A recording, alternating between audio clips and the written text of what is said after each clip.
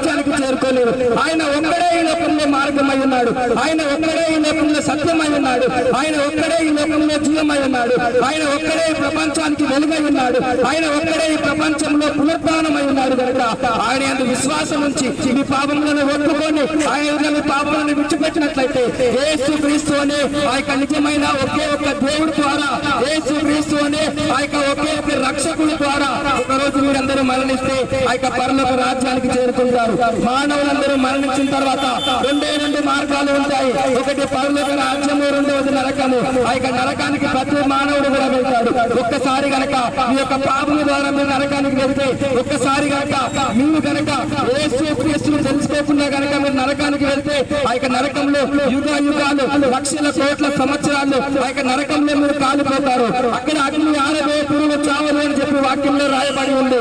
ఆ యొక్క ప్రాంతంలో పురుగులు మనల్ని తిరిగివేస్తూ ఉంటాయి. ఆ యొక్క ప్రాంతంలో అగ్ని మనల్ని కాల్చివేస్తూ ఉంటుంది. కనుక ఆ యొక్క ప్రాంతానికి వెళ్ళిన వారికి బయటికి రావడానికి ఏ మార్గము కూడా ఉండదు. కనుక మీ పాపము జీవితాన్ని విడిచిపెట్టండి, మీ యొక్క శాపము జీవితాన్ని విడిచిపెట్టండి. యేసు వద్దకు ఈ రోజు ఏనండి, ఆ రక్షకుడి వద్దకు ఈ రోజు ఏనండి.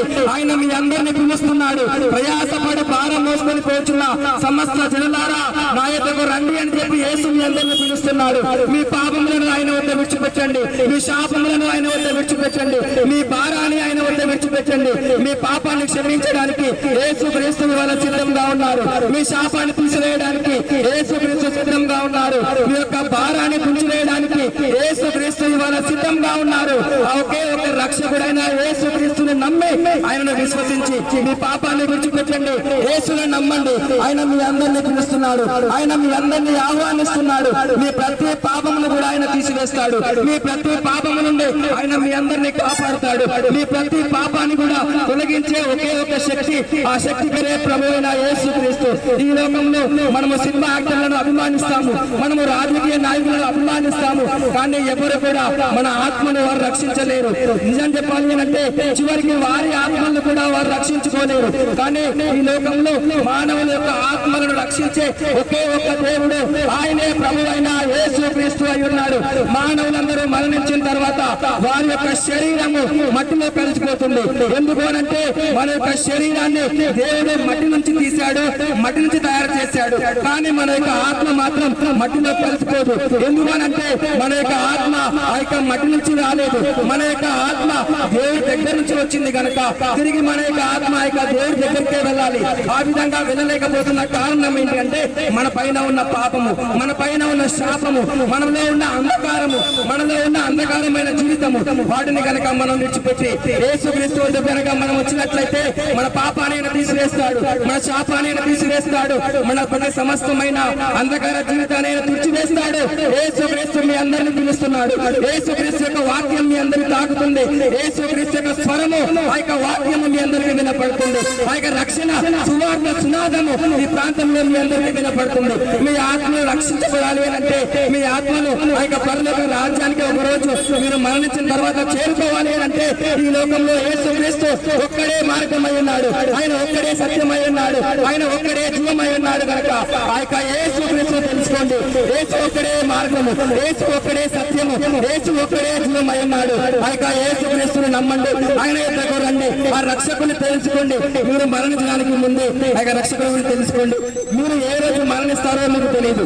మరో గంటలో మీరు మరణించవచ్చు. రేపు ఉదయమే మీరు మరణించవచ్చు. ఒక నెల రోజుల తర్వాత మీరు మరణించవచ్చు. మీరు మరణించిన తర్వాత మీరు ఏమైపోతారో మీరు ఆలోచించండి. మీకంటే ముందు మరణించిన వాళ్ళు, మీకంటే ముందు చనిపోయిన వారు, వారందరూ ఎక్కడికి వెళ్ళారో మీకు తెలుసా? మీకంటే ముందు మరణించిన మీ కుటుంబ సభ్యులు ఎక్కడికి వెళ్ళారో ఎప్పుడైనా ఆలోచించారా? ఒకవేళ వారు కనుక యేసును లేకుండా మరణించినట్లయితే, యేసు తెలుసుకోకుండా మరణించినట్లయితే వారందరూ కూడా నరకానికి వెళ్తారు. కానీ ఎప్పుడైతే యేసు క్రీస్తుని తెలుసుకొని మరణిస్తారో వారందరూ కూడా నిత్య జీవానికి వెళ్తారు. కనుక ఆ యొక్క యేసు క్రీస్తుని తెలుసుకొని ఆ యొక్క నిత్య జీవానికి చేరుకోవాలని మా దగ్గర ఉన్న బైబిల్స్ తీసుకొని ఆ యొక్క వాక్యాన్ని చదివి మీరందరూ కూడా మారు మనసు పొంది, రక్షణ పొంది, బాప్టిజం పొంది మీరు చర్చికి రావాలని, మీరు రక్షించబడాలని మీ అందరికీ కూడా ప్రేమపూర్వకంగా తెలియజేస్తున్నాం. ఆమేన్. సృష్టికర్త అయిన దేవుడు ఈ లోకంలో మానవులందరినీ రక్షించడానికి, ఈ లోకంలో అంధకారంలోనూ పాపములోనూ శాపములోనూ ఉన్న మనందరినీ కూడా రక్షించడానికి ఈ లోకంలో ఆయన మనందరిలాగా మానవుడిగా జన్మించారు. అదే మనందరికీ శుభవార్త అయి ఉన్నది. ఈ లోకంలో మీరు గనక టీవీ9 చూస్తే మీకు దుర్వార్త వినపడుతుంది, మీరు గనక ఎన్టీవీ చూస్తే మీకు దుర్వార్త కనపడుతుంది. కానీ ఈ రోజు మీ అందరికీ కూడా శుభాన్ని తెలియజేస్తున్నాము. మీ అందరికీ కూడా ఒక గొప్ప శుభవార్తను మీ అందరికీ తెలియజేస్తున్నాము.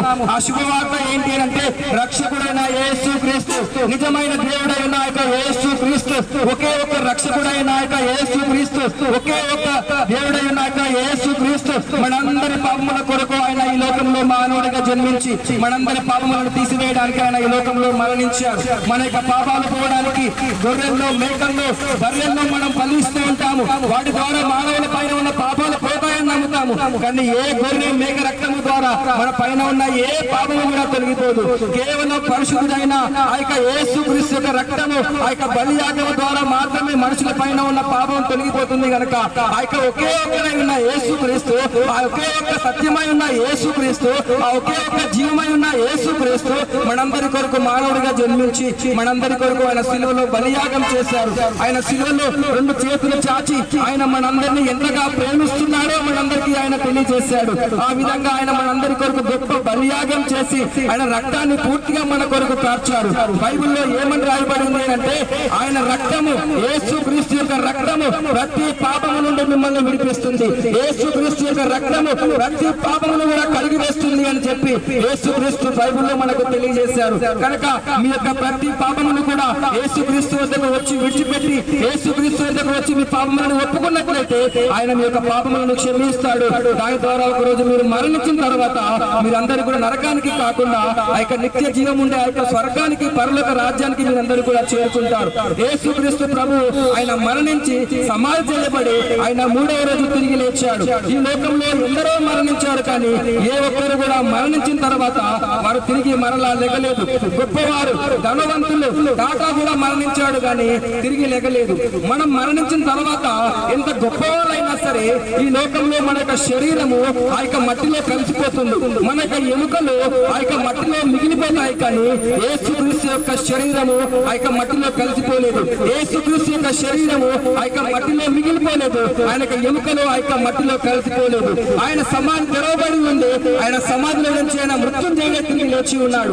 మీరు ఎందరి సమాధినైనా చూస్తే వారి యొక్క సమాధిలో వారి యొక్క శరీరము ఇప్పటికీ ఉంటుంది, వారి యొక్క ఎముకలు ఇప్పటికీ ఆ యొక్క సమాధిలో ఉంటాయి. కానీ మీరు యేసుక్రీస్తు యొక్క సమాధి దగ్గరికి వెళ్ళి కనుక మీరు చూస్తే ఆయన సమాధి ఖాళీగా ఉంటుంది. ఆయన సమాధిలో ఆయన లేడు. ఆయన మృత్యుంజయుడై తిరిగి లేచాడు. ఆయన మరణానికి సవాలు విసిరాడు.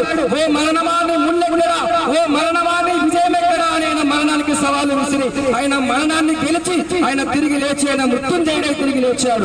ఎవరైతే యేసుక్రీస్తు యందు విశ్వాసం ఉంచుతారో, ఎవరైతే యేసుక్రీస్తు యందు నమ్మిక ఉంచుతారో, ఎవరైతే యేసుక్రీస్తు రక్షకుడని, యేసుక్రీస్తు నిజమైన దేవుడని, ఆయన పాపల రక్షకుడని, ఆయన మన పాపములను విమోచిస్తాడని, ఆయన ద్వారా మన యొక్క పాపములు తొలగిపోతాయని, పరలోక రాజ్యానికి ఆయన మనల్ని వారసుడిగా చేస్తాడని ఎవరైతే నమ్ముతారో, విశ్వసిస్తారో, ఆయన దగ్గర వచ్చి పాపాలు ఒప్పుకొని ఆయనను దేవుడిగా రక్షకుడిగా అంగీకరిస్తారో వారి యొక్క పాపములు క్షమించబడతాయి.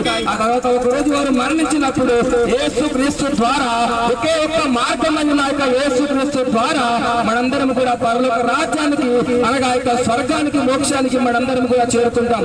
ఆయన ఏమని తెలియజేస్తున్నాడు అంటే నేనే మార్గమును, నేనే సత్యమును, నేనే జీవమును అని ఆయన తెలియజేస్తున్నాడు. యేసుక్రీస్తు ఆయనే మార్గము, ఆయనే సత్యము, ఆయనే జీవమై ఉన్నాడు. ఈ లోకానికి ఆయన వెలుగై ఉన్నాడు. ఈ ప్రపంచానికి ఆయన వెలుగై ఉన్నాడు. ఆయనే జీవమును, ఆయనే పునరుత్థానమును అయి ఉన్నాడు. ఆయన తప్ప మరొక మార్గము ఈ లోకానికి లేదు. ఆయన దేనికి మార్గమై ఉన్నాడు అంటే మానవులందరూ మరణించిన తర్వాత, అంటే చనిపోయిన తర్వాత ఆ యొక్క పరలోక రాజ్యానికి వెళ్ళడానికి యేసుక్రీస్తు ఒక్కడే ఈ లోకంలో మార్గమై ఉన్నాడు. ఆయన ద్వారా తప్ప ఎవరు కూడా ఆయన పరలోక రాజ్యానికి చేరుకోలేరు. ఆయన ఒక్కడే ఈ లోకంలో మార్గమై ఉన్నాడు. ఆయన ఒక్కడే ఈ లోకంలో సత్యమై ఉన్నాడు. ఆయన ఒక్కడే ఈ లోకంలో జీవమై ఉన్నాడు. ఆయన ఒక్కడే ప్రపంచానికి వెలుగై